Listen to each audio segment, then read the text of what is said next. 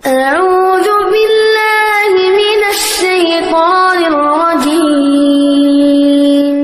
بسم الله الرحمن الرحيم. السلام عليكم ورحمة الله وبركاته. الحمد لله رب العالمين الذي جعل رمضان أنزل فيه القرآن، الذي جعل رمضان أنزل فيه ليلة القدر، جعل رمضان شهر الصيام وشهر المبارك وشهر المغفرة وشهر القرآن. أشهد أن لا إله إلا الله وحده لا شريك له، إياه نعبد وإياه نستعين، وأشهد أن محمدا عبده ورسوله. اللهم صل على سيدنا محمد وعلى آله وأصحابه ومن تبعهم بإحسان إلى يوم الدين. أما بعد. Bapak-bapak, ibu-ibu, hadirin wal hadirat sidang jamaah salat tarawih yang insyaallah kita semua dirahmati oleh Allah Subhanahu wa taala. Alhamdulillah, kita bersyukur kepada Allah Subhanahu wa taala bahwa beberapa saat yang lalu kita telah menyelesaikan puasa Ramadan pada hari yang ke-11 yang menggunakan metode ru'yatul hilal dengan dasar imkanur ru'yah. Tapi kalau yang menggunakan metode hisab dengan dasar wujudul hilal, berarti hari ini adalah hari yang ke-12. Berarti versi ru'yah 11, versi hisab 12. Saya tidak tahu kalau versi KPU. Ya, mau KPU 12 bisa jadi 102. Ya. Bapak dan Ibu sekalian, tidak terasa, ya. Biasa orang bilang, hari ke-11 tidak dirasa. Ya, itulah perjalanan ibadah yang ketika dikerjakan dengan dasar iman, sebuah pekerjaan sebesar apapun, seberat apapun, sebuah perintah seberat apapun, ketika kita kerjakan dengan dasar iman, dengan dasar ikhlas, dengan dasar gembira, maka waktu menjadi hal yang tidak terasa. Tapi ketika bagi mereka yang tidak ikhlas, menganggap ibadah itu sebagai beban dalam hidupnya, baru ke-11, masih lama. Beban bagi dia, tidak ikhlas hanya karena terpaksa, maka waktu 11 hari itu adalah waktu yang sangat lama bagi mereka. Makanya kata Nabi, man shoma ramadhana imanan wa ihtisaban. Melaksanakan puasa itu dua. Yang pertama iman, tapi tidak cukup, harus wahtisaban. Wahtisaban dilaksanakan dengan penuh rasa gembira. Orang kalau nikmati pekerjaan, tidak rasa waktu, Pak. Sama kapang ama deh, Pak Ceki deh. Pak Dome. Orang kalau suka maceki, Pak Bes. Habis sholat duhur dia duduk maceki, Pak. Nanti sadar, jam 2 nih. Kenapa? Memang dia nikmati maceki, Pak. Sehingga waktu 6 jam, waktu 10 jam, dia duduk tidak rasa. Kenapa? Memang dia kerjakan dengan kenikmatan, dia tidak rasa. Tapi coba aja orang yang tidak tahu maceki, 5 menit pulang dia. Kenapa? Tidak aku suka. Apa memang dia tidak cintai pekerjaan itu? Makanya Nabi mengatakan bahwa man shoma ramadhana imana wa ihtisaban. Kurang apa lagi kegembiraan kita Bapak dan Ibu sekalian. Imam Hasan Al-Basri mengatakan, kalau kedatangan bulan suci Ramadan tidak mampu merubah hidup kita, ibadah kita tidak bertambah, sedekah kita tidak bertambah, dosa kita tidak berkurang, mau bulan apa lagi yang kita mau tunggu? Bulan apa lagi kita mau tunggu? Tidak ada bulan yang paling mulia kecuali bulan suci Ramadan. Tidak ada bulan yang paling berkah kecuali bulan suci Ramadan. Amal kita dilipat gandakan oleh Allah. Surga dibuka, neraka ditutup, ampunan dibuka, setan dibelenggu Pak. Walaupun hilang sandal. Itu juga itu ya. Terus tanya Ustaz, kenapa setan sudah diikat hilang celengan? Dia bilang yang diikat itu komandan. Ya, pasukan tidak. Kurang apa lagi keberkahan bulan suci Ramadan.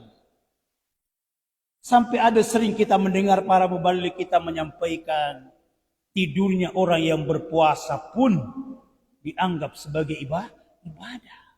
Saya bilang Ustaz, tidak usah kau sampaikan saja tidur memang nih. Apalagi mau tambah-tambahin. Ya tambah tidur tuh. Saya ngisi tarhib kemarin, ada anak muda tanya, Ustaz bagaimana hukumnya? Saya puasa Ustaz, lalu apa masalahnya? Saya tidur Ustaz, mulai habis sahur, nanti bangun menjelang buka. Saya bilang, Dek, itu bukan tidur. Apa Ustaz? Latihan mati. Bayangkan kau tidur habis makan sahur, bangun menjelang buka. Dia bilang, Ustaz, dia bilang penceramah bahwa tidurnya orang yang puasa itu adalah beribadah. Saya bilang betul, tapi jangan sangat tidur terus mau kerja. Kurang apa lagi kemuliaan Ramadan.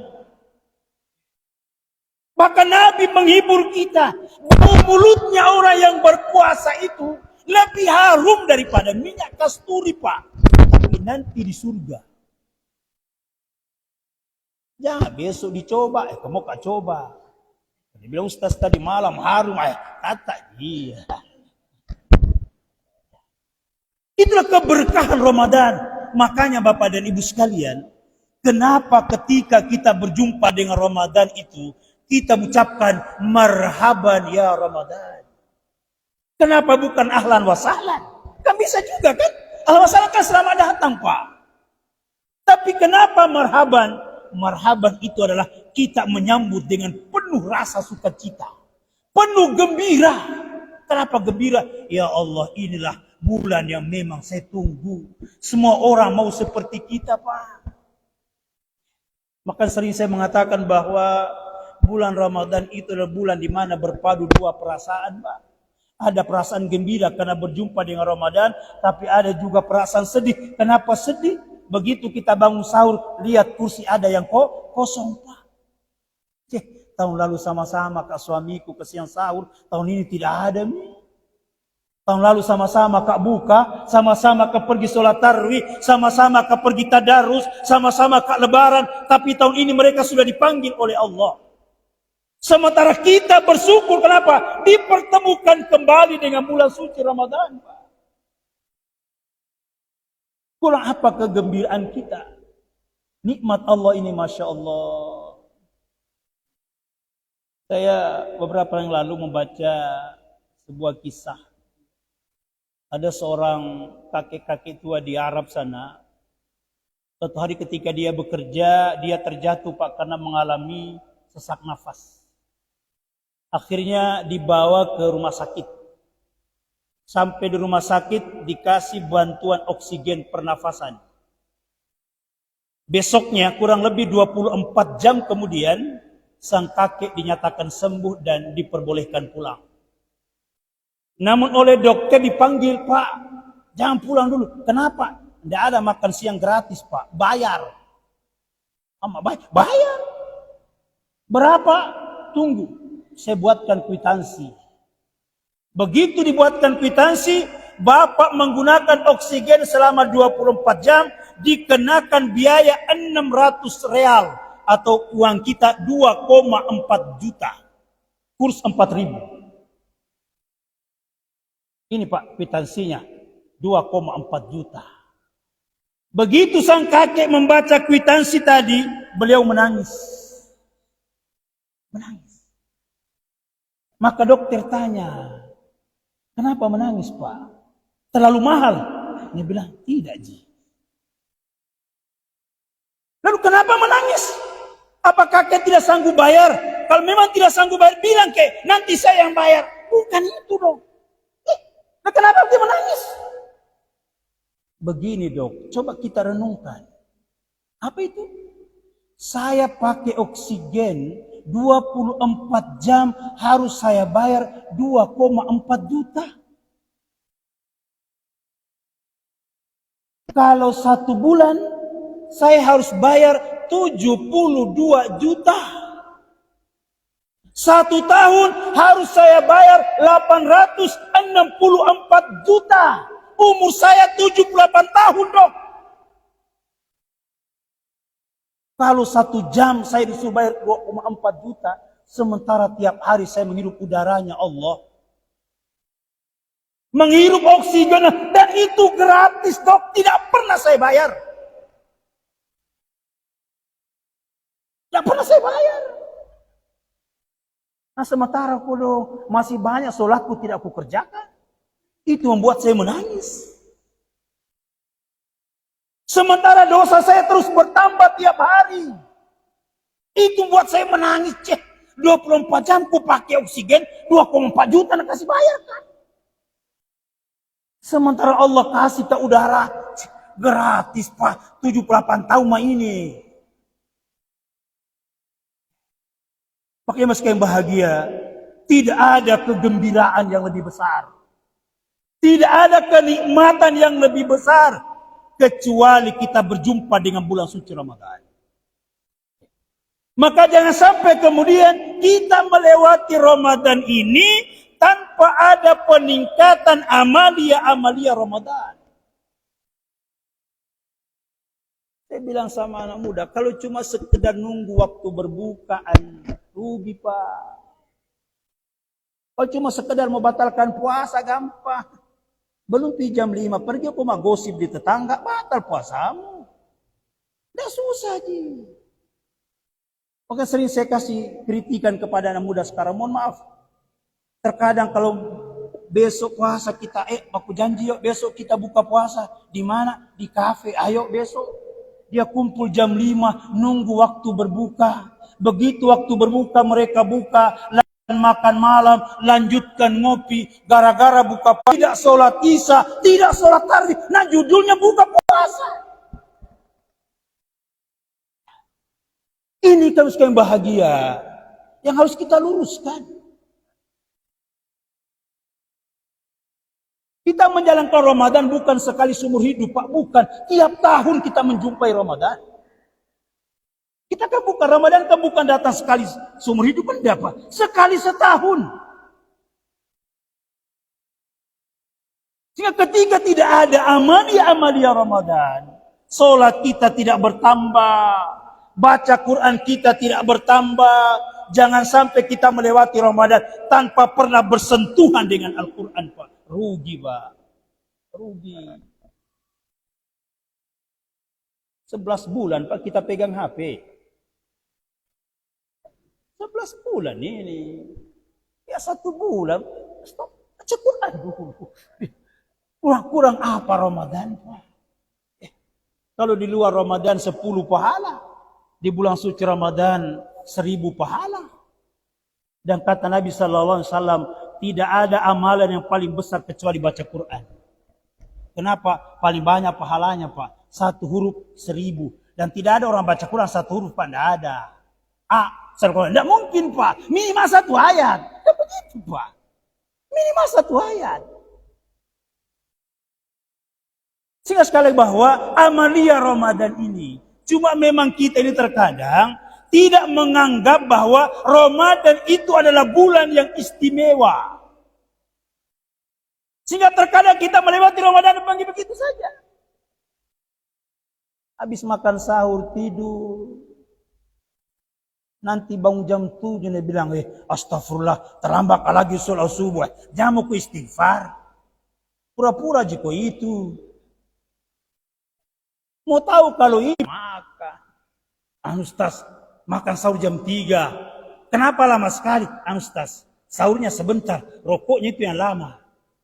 Itu yang susah. Kita ini makan sahur jam 3. Mas 10 menit selesai nih. Apa di Samsunya itu nah. Nanti mati kalau bunyi sirene, Pak. Lalu sekian bahagia. Kalau kita Madinah, Mekah itu kan tidak ada bunyi sirene, Banda. Di sana itu 2 kali azan. Azan pertama tanda waktu sahur masuk. Azan kedua subuh masuk. Jadi tanya, kapan imsaknya? Ya azan subuh itu imsaknya. Bisa? Ya bisa. Kenapa? Apa mereka makannya roti, minumnya susu? Jadi biar sementara minum susu azan, telan susunya, selesai urusan. Kita enggak. Porsinya besar. Belum lagi jalan kota sisa buka, Pak. Ini kuatikan jangan sampai sementara kita makan jalan kota, nah azan subuh, tidak minum kok. Nah sesa aku sampai sore. Kan sekian bahagia. Ya. Jadi bulan suci Ramadan ini adalah bulan di mana kita meningkatkan kualitas ibadah. Saya ingin mengambil satu amalia Ramadan. Memperbanyak zikir pada bulan suci. Kata Nabi sallallahu alaihi wasallam, kalimatan, ada 2 kalimat. Habibatani ilar rahman. 2 kalimat ini Allah suka sekali dengarnya. Allah paling suka kepada 2 kalimat ini, kata Nabi. Hafifatani fil lisan, sangat mudah untuk diucapkan oleh lisan, tidak pakai modal, tidak lama. Tapi thaqilatani fil mizan, sangat berat dalam timbangannya.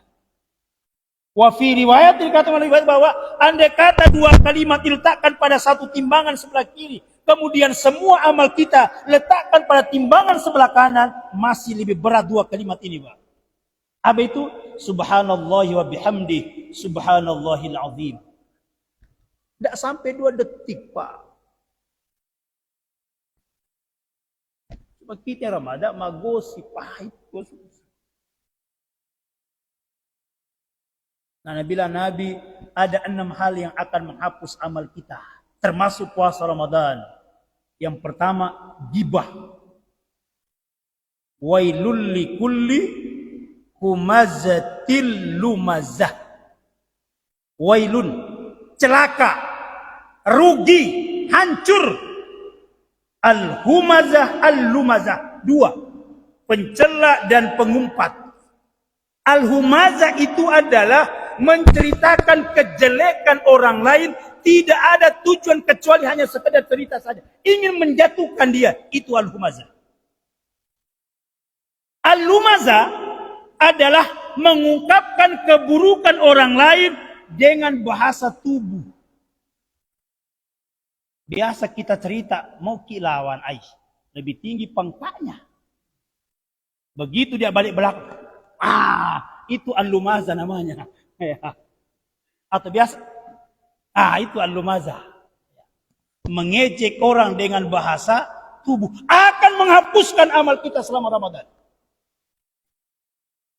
Maka untuk menghindari itu, memperbanyak berzikir kepada Allah. Penutup. Kita dibatasi waktu. Suatu hari Rasulullah sallallahu alaihi wasallam menyuruh sahabat Abu Hurairah untuk piket, ya, jaga malam lah kalau bahasa kita sekarang. Kata Rasulullah, Abu Hurairah, malam ini ada piket. Ya, siap. Ketika Abu Hurairah piket, tengah malam jam 12, masuk seorang pencuri. Karena kecekatan Abu Hurairah, akhirnya pencuri itu berhasil ditangkap. Wah, kutangkap kau bos, Pak. Mencuri kok. Anda akan saya laporkan kepada Nabi. Tapi dia bilang pencuri, woi, lepaskan ke Abu Hurairah. Kenapa lepasnya mencuri kok? Bilang, saya mencuri karena tidak ada sama sekali makananku. Tidak ada berasku, tidak ada kurmaku. Maka kalau saya tidak mencuri, mati kan? Oh iya Pak, kalau begitu pulang kok. Kasihan kuliah kok. Akhirnya Abu Hurairah lepas. Besok pagi habis sholat subuh, Nabi tanya Abu Hurairah, bagaimana tadi malam? Aman? Oh tidak aman Nabi. Kenapa? Ada pencuri. Jadi kutangkap. Mana pencurinya? Ku lepas. Kenapa mau lepas? Nabi, dia mencuri karena tidak ada sama sekali makanannya. Daripada dia mati Nabi, biar Tommy. Ayah. Kata Nabi, Abu Hurairah, nanti malam kau piket lagi. Kenapa? Datang lagi pencuri yang sama. Lah, tidak mungkin. Enggak, jangan kau lagi nanti malam. Datang lagi itu. Malamnya Abu Hurairah piket kembali. Dan ternyata benar. Tepat jam 12. Lagi-lagi pencuri yang sama masuk.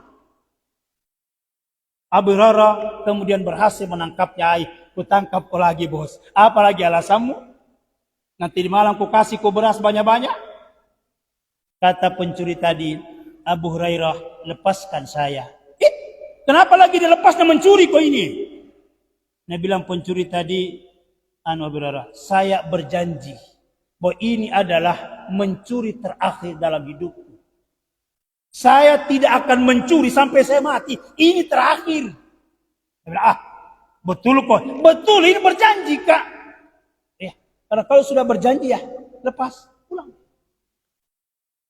Besok pagi ketemu lagi Nabi. Nabi tanya, bagaimana Abu Hurairah? Betul kita bilang Nabi, datang lagi tadi malam. Jadi, ku tangkap. Mana orangnya? Ku lepas lagi. Kenapa mau lepas lagi? Nah, sudah 2 kali itu. Nabi, dia sudah berjanji tidak akan mencuri lagi seumur hidupnya. Dan tadi malam itu adalah mencuri terakhir. Nabi bilang Nabi, Abu Hurairah, piketku lagi nanti malam. Kenapa Nabi? Datang lagi pencuri yang sama. Nabi bilang, tidak mungkin Nabi. Apa sudah berjanji tadi malam? Hendak piket lagi kau. Datang lagi, itu dia nanti. Malamnya Abu Hurairah piket kembali. Betul Pak, jam 12 muncul lagi pencuri yang sama. Tidak kapok-kapok juga di pencuri. Abu Hurairah berhasil menangkapnya kembali. Tidak ada alasan bos. Anda harus saya seret ke Nabi dan menerima hukuman potong tangan. Nabi bilang pencuri, Abu Hurairah, lepaskan saya. Apalagi lepasnya sudah kau berjanji tadi malam. Malam pertama kau bilang miskin kau lepas. Malam kedua berjanji kau bilang tidak mencuri, kau lepas. Malam ini apalagi alasanmu? Allah akan melindungi dirimu, melindungi keluargamu, dan semua hartamu sampai besok pagi. Tapi lepaskan kak? Kau ajarkan kau, tapi lepaskan kak? Bohong kau lagi kak apa? Apa tadi malam sudah berjanji kau datang kau lagi? Ini pura-pura. Betul kak, kalau kau mau, kau ajarkan kau. Yang penting lepaskan kak. Dia bilang Abu Hurairah, iyo daripada tiap malam pikir capek. Iyo, ajarkan mak. Tapi lepaskan kak? Bilang iyo, deal. Apa amalannya? Begini Abu Hurairah. Kalau malam engkau ingin meletakkan kepalamu di atas bantal sebelum tidur, hendaklah engkau membaca ayat kursi. Apabila engkau membaca itu, Allah akan melindungi dirimu, keluargamu dan hartamu sampai habis subuh. Lepaskan kak? Kau sudah kuajarkan kau? Lah iya, pulang mau kau. Pulanglah dia. Besok pagi habis subuh, Nabi tanya, bagaimana Abu Hurairah? Betul kita bilang Nabi. Terus? Nanti malam ini. Nabi bilang Abu Hurairah, ya Rasulullah, saya lepaskan dia karena dia mengajarkan kepada saya satu amalan. Yang apabila saya mengamalkan amalan itu, Allah menjaga diriku keluarga. 10 kali metiup motor, Pak. Kalau tidak mau kunci, hilang besok pagi itu, Pak. Ya. Sekalian bahagia, itulah hal-hal yang bisa kita lakukan pada bulan suci Ramadan, sehingga insya Allah Ramadan ini menjadi bulan yang berkah, bulan yang memberikan tambahan kebaikan dalam merapai ridha Allah Subhanahu wa taala. Wassalamualaikum warahmatullahi wabarakatuh.